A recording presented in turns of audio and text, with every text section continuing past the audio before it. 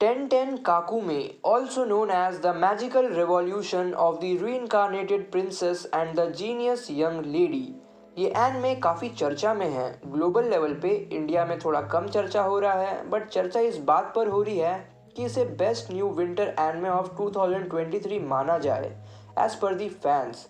पर क्या सच में ये इतनी अच्छी एनमे है कि ये आपको हर पर्सपेक्टिव से अच्छी लगे, या फिर मैक्सिमम चीज़ इसके फेवर में हो? तो चलिए जानते हैं। इसका जॉनरा इसी का है फैंटेसी और सोजो एआई है। आई थिंक सो आपको मालूम होगा व्हाट इज़ सोजो एआई, वरना आप गूगल तो कर ही सकते हैं। मैं थोड़ा सेफ प्ले कर रहा हूँ क्योंकि यूट्यूब कुछ भी कर सकता है। अगर मैं डिफाइन करने जाऊँ तो मैं ये कह सकता हूँ कि एनमे लड़कियों को डेफिनेटली पसंद आएगी।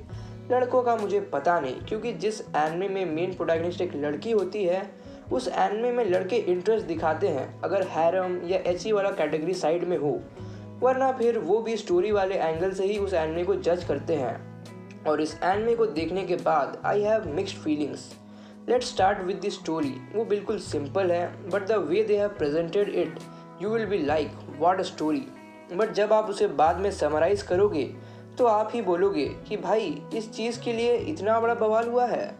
और यही इस एनमे की खास बात है, आई मीन प्लस पॉइंट। और एक चीज़ guys, the strong emotions and the good side characters, जिसकी वजह से ये आपसे क्वेश्चन भी करती है कि क्यों आपको लग रहा है कि ये अच्छी एनमे नहीं है।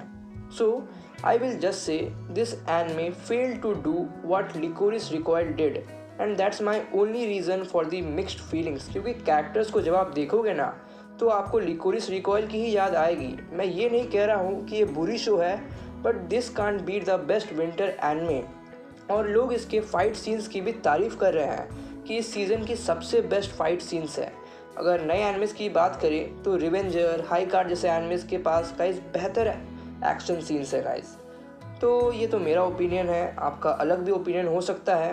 तो इसे IMDb की तरफ से 7 की रेटिंग मिली है और माई एनिमे लिस्ट की तरफ से 7.6 की रेटिंग मिली है। कहानी एनिस्फिया के ऊपर रिवॉल्व करती है, जो कि एक ऐसे दुनिया में रीइंकार्नेट होती है जिसमें मैजिक है, पर जादू के लिए उसकी योग्यता नहीं है, मतलब हुनर नहीं है, पर उसके साथ उसका गहरा प्रेम है।